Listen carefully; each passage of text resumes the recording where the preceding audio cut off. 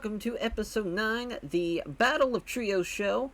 Every match on this episode is a Trios matchup, and we're starting off red hot in this opener. 6-man tag action, as of course it's a fucking Trios night, as Drago, Aerostar, and Argenis taking on Nebula, Roja, and the Lucha Brothers as the new Magnífico Grand Champion, Rey Fénix, in the opener, as he gets the win, as he pins Argenis with the Meteora.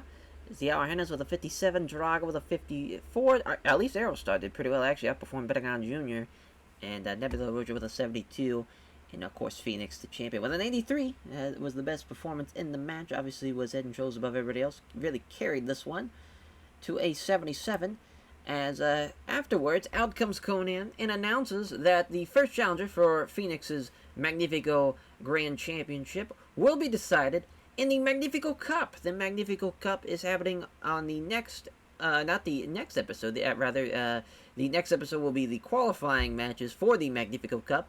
It is going to be 8 participants in the Magnífico Cup instead of what we just had in the Grand Tournament. I know that's a, back-to-back we have tournament, but I think with the Magnífico Cup, seems like it's going to be a fun little, a little different than probably most, the traditional tournament that we just saw at the, to crown the first Grand Champion. The Magnífico Cup's going to be a little bit different, a little bit spicier than a regular tournament that I'm keeping it close to the vest, as is Conan in this promo, but he's just giving Fénix a little fair warning to what's happening at our, upcoming episodes. So that should be fun. And I got a 71 as well. Awesome stuff there, and Conan did really well. As the next trios matchup is Los Dynamite Titans, as basically the Dynamite Titans of Titan, Sanson and Forastero, taking on Inferno Destadado as Cybernetico, Black Taurus, and Averino, as basically Hell Unleashed in the Dynamite Titans, battling it out as Cybernetico, the idea behind these stables, we'll go a little backstage booking here, even though I said I wasn't going to do that, but it feels like it needs some explanation, so I might as well explain it. So, Inferno Desatado, as Cybernetico was kind of like the leader, or at least one of the 3 guys of Los Hell Brothers, which is a stable in Mexico during like the mid to late 2000s. I want to say it ended around 2013, 2014. As Cybernetico, Averino, and then Chessman. And I was just like, man, Cybernetico, Averino, we got them both. Might as well put them together. And then Black Taurus, who's kind of, if there's a Hell Unleashed Black Taurus coming out of hell, would kind of be like a pretty awesome idea, like visually.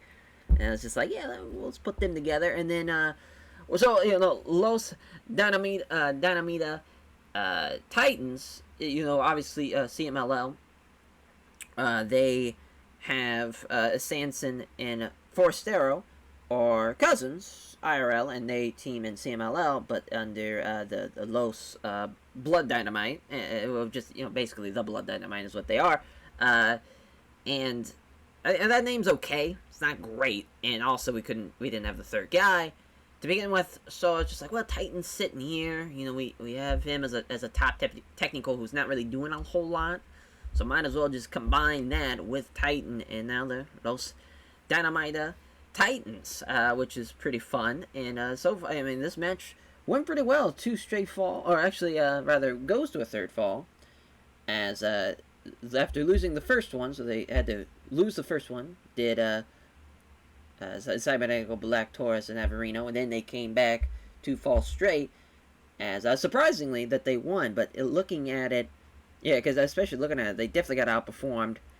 That was a bad part there, but I wanted Black Taurus to win, who was tied with Sanson as the best guy in the match, so then again, at least that philosophy made sense, but I'm surprised Titan only got a 68, figured he'd do a little bit better than that, but that's okay.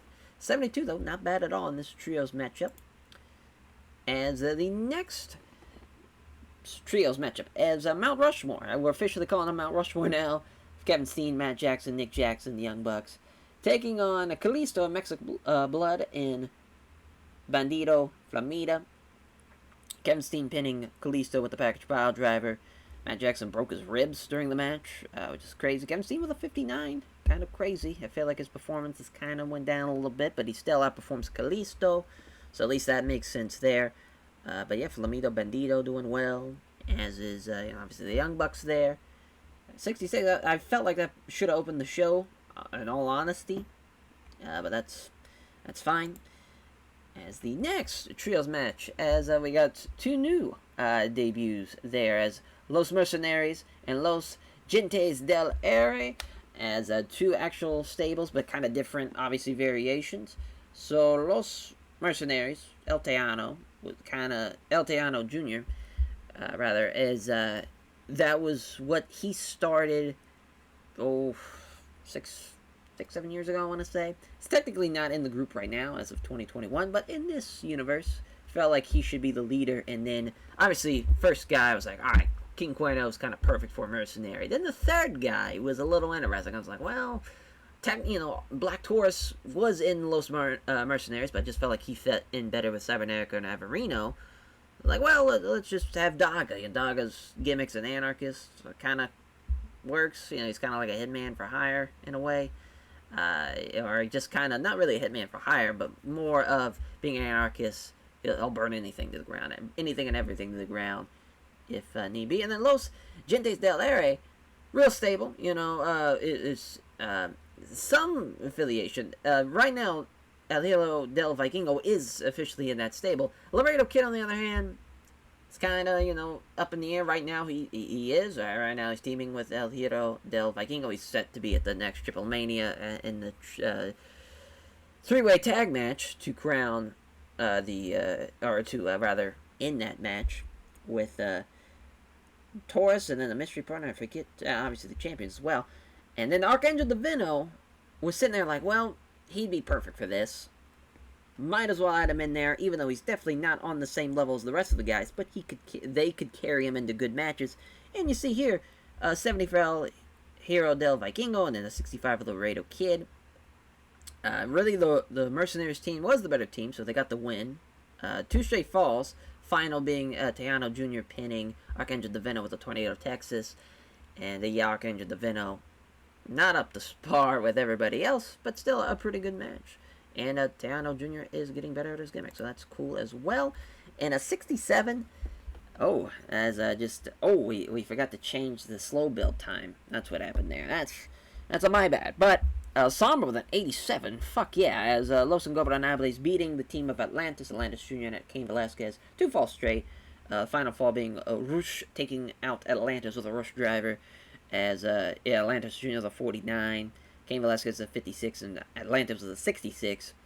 All of Los Ingobernables basically outperforms everybody on the technical team, but Dragon Lee, as he gets outperformed by Atlantis, but still fun match.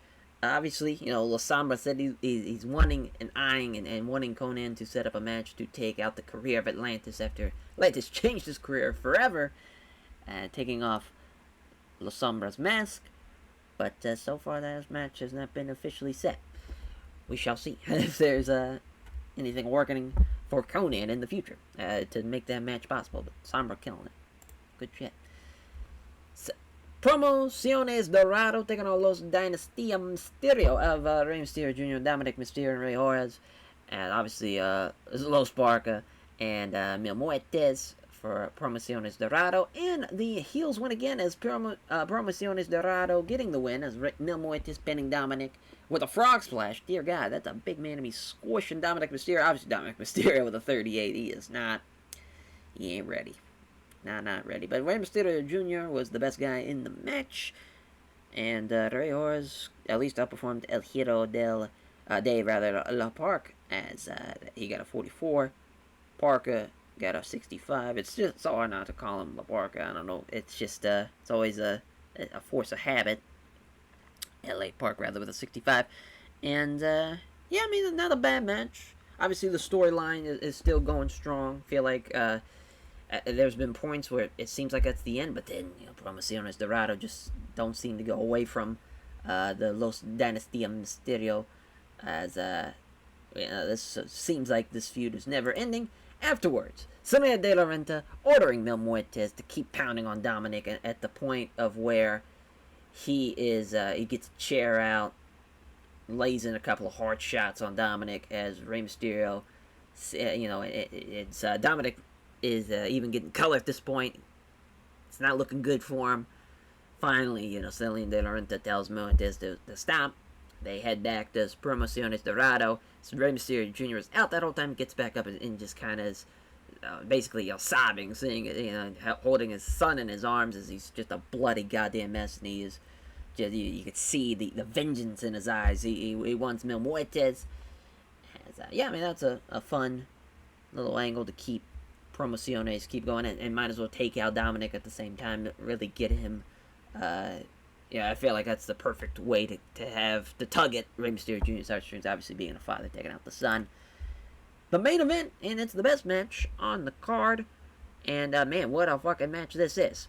Blue Demon Jr. with Alianza de Plante y Oro as, the Silver and Gold Alliance, and Blue Demon Jr. So Caristico, Místico, Blue Demon Jr. taking on Volador Jr. and Los Wagners.